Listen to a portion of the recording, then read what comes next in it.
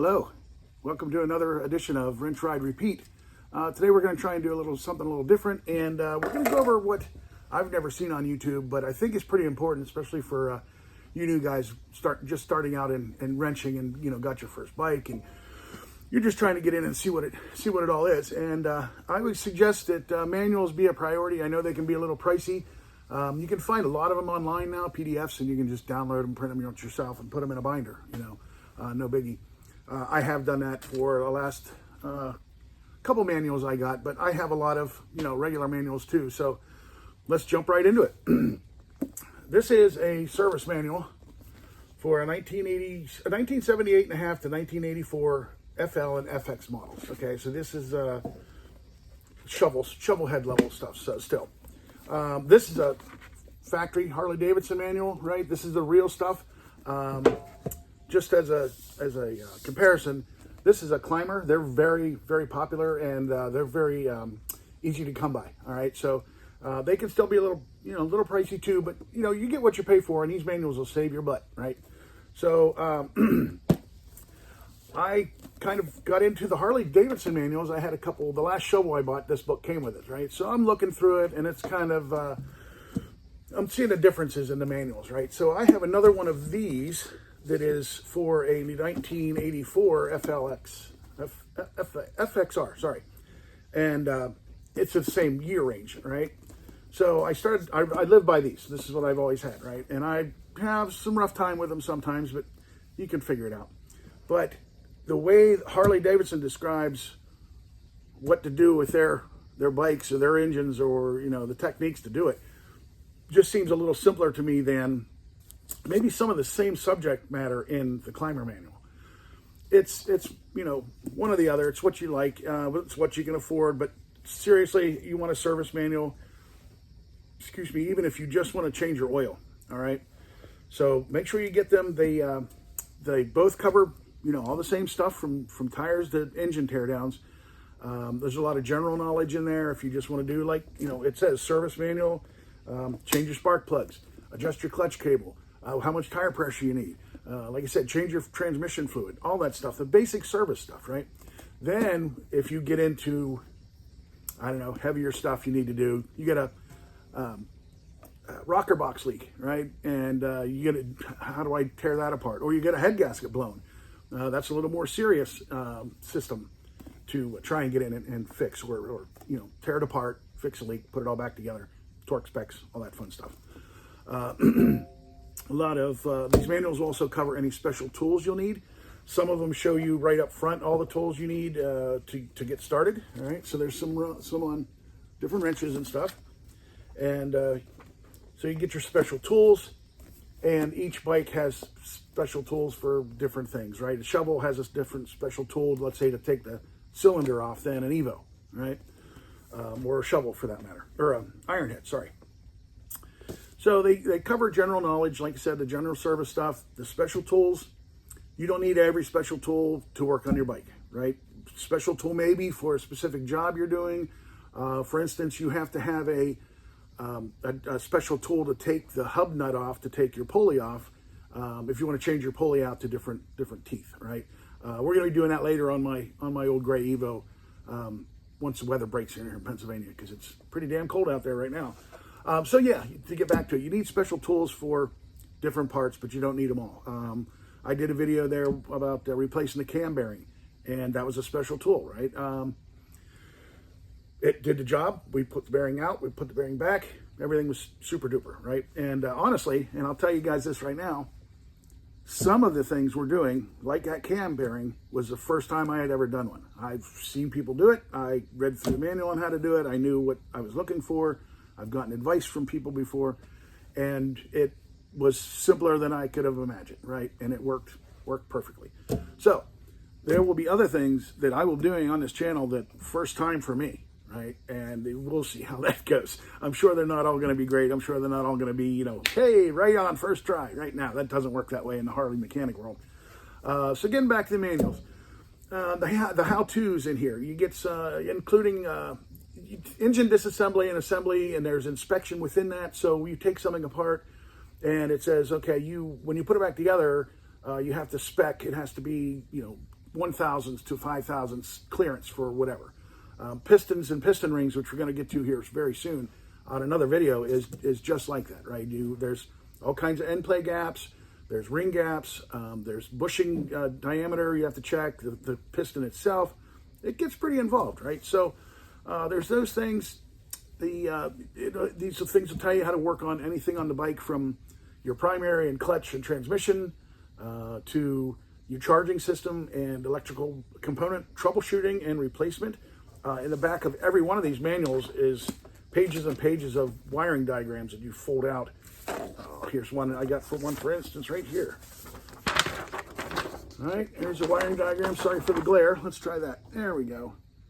And it's better if you can blow these suckers up a little bit. Take the page or take the book to a print shop or Staples or whatever, and have them enlarge it, right? I got 2 over on my wall in my shop that are probably 2 feet by 3 feet. And with these old eyes, getting those suckers blown up is pretty good, because these little wires and trying to trace these between your switches and your everything else can be a little, trying harder. Close down, that's the wrong wire. No, that's got to trace it back out. So, anywho, let me digress here.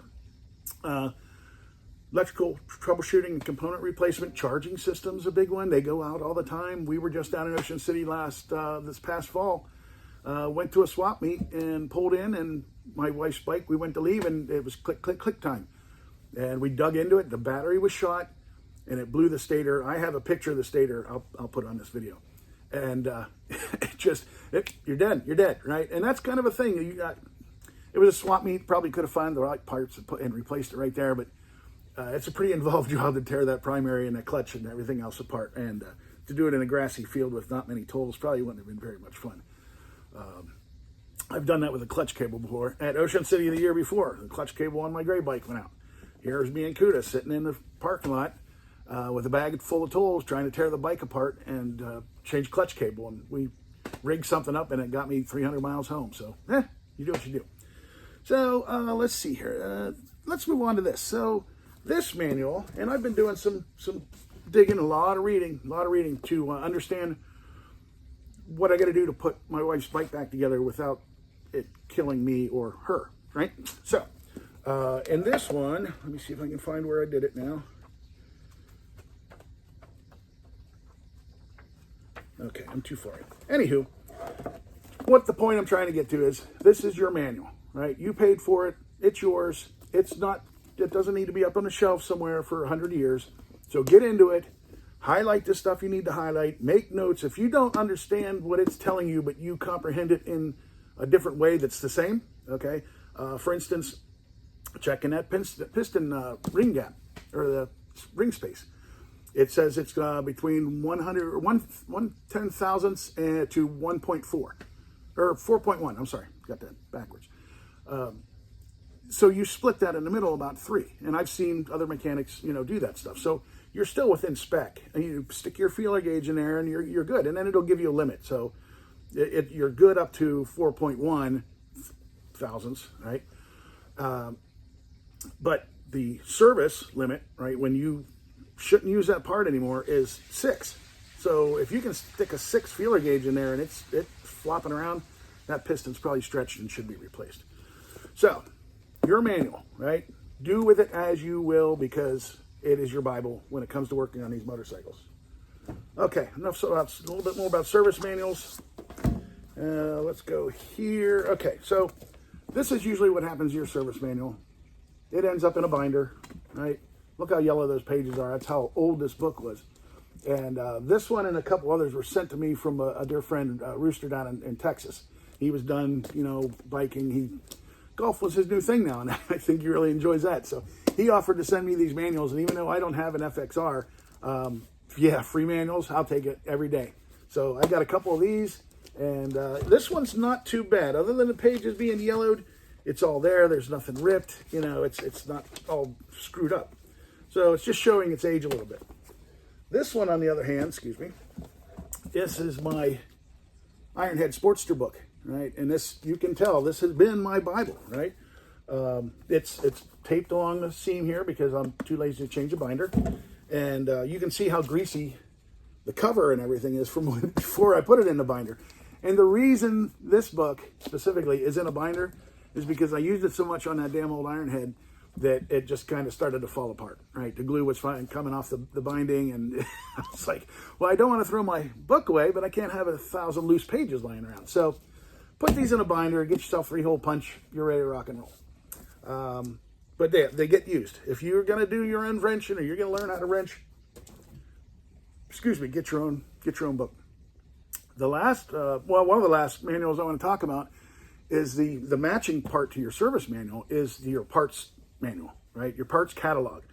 That shows you the breakdown of your head, right? The valves, valve seals, valve guides, the head bolts, valve springs, the whole 9 yards, right? Exploded diagram. And then you take that and it, gives you the numbers, and you look the numbers up in the next page, and it says, hey, part number HD, blah, blah, blah, blah, blah, and that's for the valve seals, right? So you go online, and this is going to be pretty important. I want to make sure I get this point across, is you go online and you just type in HD dash blah, blah, blah in Google, and it'll bring you right to what you're looking for, right? It's out there, right? Everything's out there.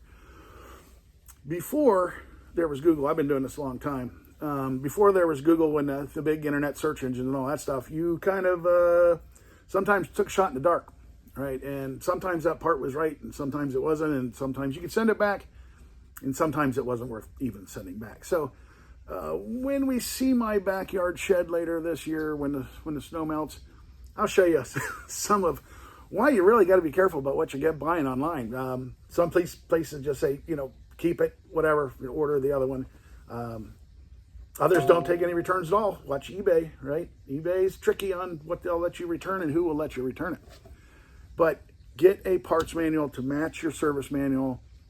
You'll thank me when you do, right? Because it's every part you need, down to nuts and bolts and O-rings and gaskets and you name it, right? Service manual, very, very important. Like I said, you can find most of these out on, just do some searches. You'll run into some forums. Somebody will post something. Some of these Facebook page groups that do motorcycle stuff, they will have it in their, their collection of files. So always kind of, look around, ask around. They're out there, it might save you $50. The last type of manual I kind of want to get over is the miscellaneous pages manual. I know that's backwards. This is for your own collection of things that you come across or things that you need to have notes of. As you go through your bike, you make changes, right? When you make changes to something that's aftermarket, well, then that's not going to be in your Harley manual, right? Here's a blown up diagram of a transmission. What's this second page here? Forward shift control for the Sportster. I put forward controls on it years ago. So you want to keep all these little, here's Andrew's cams installation. A little basic wiring diagram, chrome filter kit for my XLH. So my 79 doesn't come with an oil filter. You got to put it on aftermarket, which was pretty simple to do and works really well and gives you a little peace of mind that your engine has a oil filter on it, right?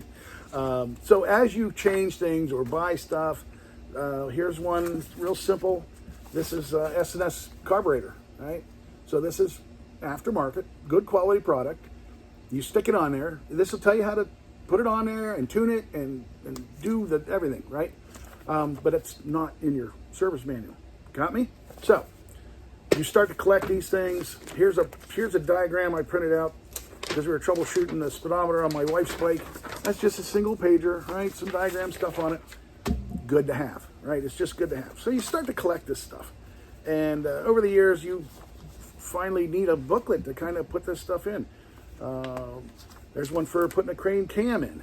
If I come across this stuff, maybe it's just me, I'm like, hey, I might need that someday, so I better grab it now. So that really covers a lot of the manuals and what they're for. And like I said, I don't see people talk about them, but when you go out online, and this really irritates the hell out of me, is you get on these pages and you don't know. It might be some 20-year-old kid got an Ironhead Sportster for his birthday or passed down to him from an uncle or something like that. And it's a little rough shape. The brakes don't work. It doesn't start. Chain's rusted up. Whatever. You need to have a manual for that, or you need to have some knowledge of it. And the thing is that really irks me is these people get on these Facebook pages and they ask a question, and what's the first damn answer that comes up? Well, go get a manual. Well, sure, right, go get a manual. Do you have any idea what you're doing to begin with as far as turning a wrench or changing a chain on a bike or anything like that? There's more to it than just, go get a manual. Right, you got to know what the hell you're doing and what to look for in that manual and how to understand what's doing it. This isn't rocket science, right? It's not rocket surgery, as they like to say. Just get in there and take your time, read that same paragraph 10 times if you have to, and call a buddy like me that knows a little bit about this shit and straighten you right up. I have a friend here later this year. We're going to do a fork job on his Sportster. And if he was going to do it himself, which I think he's itching to because he wants to come over and learn from me, turn a wrench. It's not that hard, right? Just common sense, but man, I hate to say that online. So just to wrap it up here, we talked about Googling HD parts. Get the right part with the parts catalog, stuff like that.